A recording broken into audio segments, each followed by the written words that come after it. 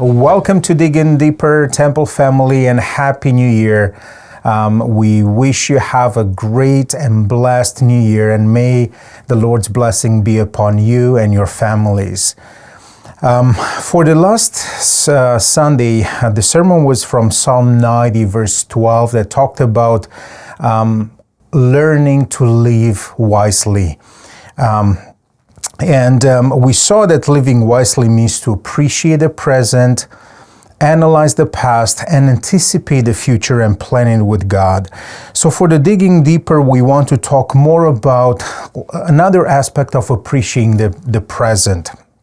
So we know that there are situations in our life that we don't enjoy, situations when we go through something difficult, something hard, and sometimes it's almost like we are in our life, but we want to skip forward. We want to go to the end of the tape because we don't like what's happening with us here and now. And it's so hard to appreciate the moment, to appreciate the present moment at a time. I have a question for you guys.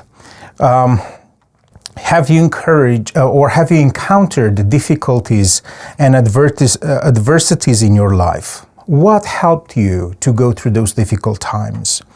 You know, one thing that can help us navigate difficult situations, it's the promise of God or what Jesus is trying to teach us in the Sermon on the Mount that we find in Matthew chapter 6, verse 34, where he says to take one day at a time.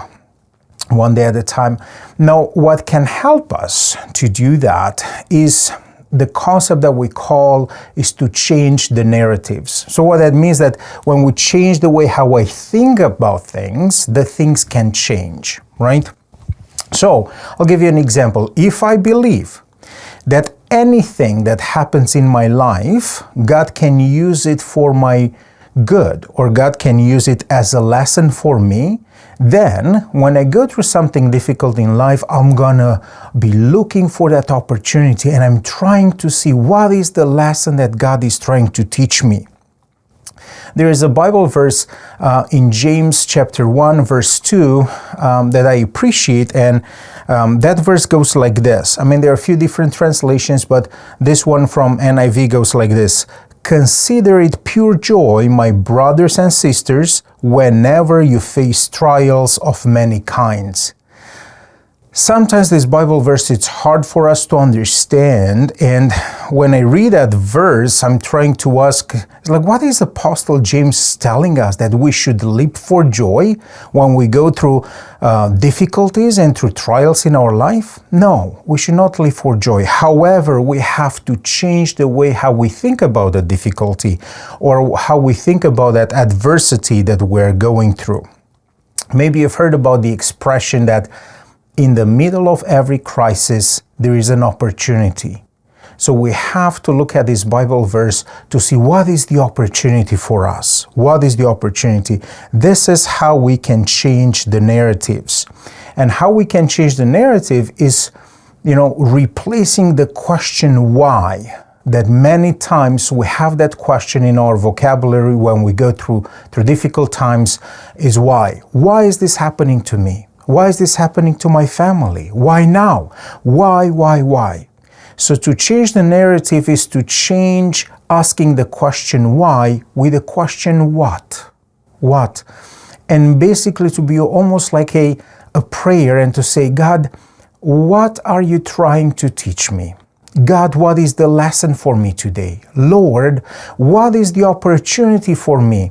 Lord, what am I trying to learn about myself, about my brothers, about my sisters, about my community as I'm going through this difficult time? To replace the question why with the question what.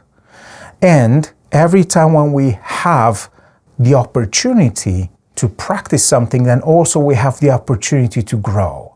I think that God can use anything in our life for us to grow, to be more like Him, to develop a character to be more like Him.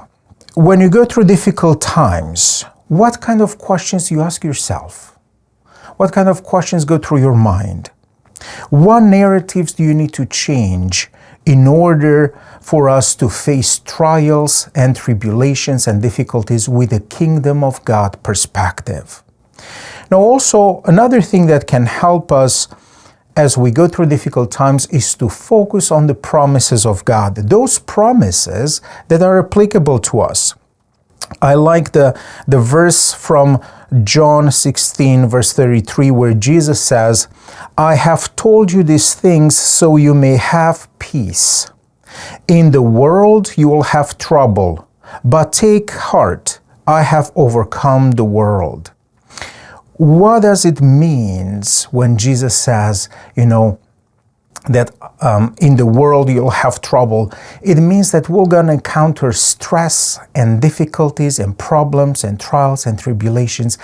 And the encouragement for us is that Jesus encountered something similar. He encountered something similar for us. And His word, His encouragement for us is be of good cheer or take heart. Why? Because Jesus overcome the world. And in His victory, we can have victory. And that's such a great reassurance for all of us. Another Bible verse that it's a blessing for me every time when I go through something difficult is Psalm 23 verse 4 that says, "Even though I walk through the darkest valleys," or some translation says, "Even though I walk through the valley of the shadow of death, I should not feel fear." Why? Because God is with me. The promise of God is not that He will going to remove the valley or the valley of the shadow of death from my life, but the promise of God that He is walking with me in that valley. And for us at the beginning of a new year, I think it's so important to encourage ourselves and reassure ourselves with these promises of God that He is with us every step of the way in this new year in 2024. What Bible verses are encouragement for you? And which of the God promises will encourage you in the new year? Take a moment, think about that, and then share with one another. I think it's important if you have like a motto or a Bible verse that speaks to you, to make sure that you see it every day. Maybe you can write it down on a piece of paper like a sticky note, or put it in the bathroom mirror, or printing a nice picture and put it on the wall in front, when you wake up in the morning, to be the first thing that you see in the morning there. Or we can use the technology, and that Bible verse, you can set it as a reoccurring event in your Google Calendar or on your phone calendar. So every morning when you wake up at 8 o'clock, on your watch, on your phone, on your computer, are going to be this reminder, that Bible verse that will be like a guide for you for 2024. Think about those things. Now, in conclusion, I want to encourage you to appreciate the present moment. Don't waste it away. Appreciating the present moment by realizing that life is short and all the time that we have is right now. God can use the present moment to teach us something and to draw us closer to Him. There is a saying that goes like this: you cannot stand in the same river twice. So what it means is the river always flows. Now, that's a metaphor for the river of time. We cannot stay in the same second or the same minute or the same day twice. This is a brand new day. We've never lived this day before. This is the day that the Lord has made. So it's so important for us when we approach a new day, a brand new day, to approach it with a sense of responsibility, awareness, but also a sense of anticipation and curiosity, because we've never lived this day before. And to ask the question, what is God trying to teach me today? What can I learn about Him? What can I learn about myself as I'm going through my life this day, and as I'm going through my activities, my daily activities every day? I'm going to leave you with that quote from Bailey and Carson's that says, "Life is really nothing more than a series of present moments, one right after the other. You're always living in this moment.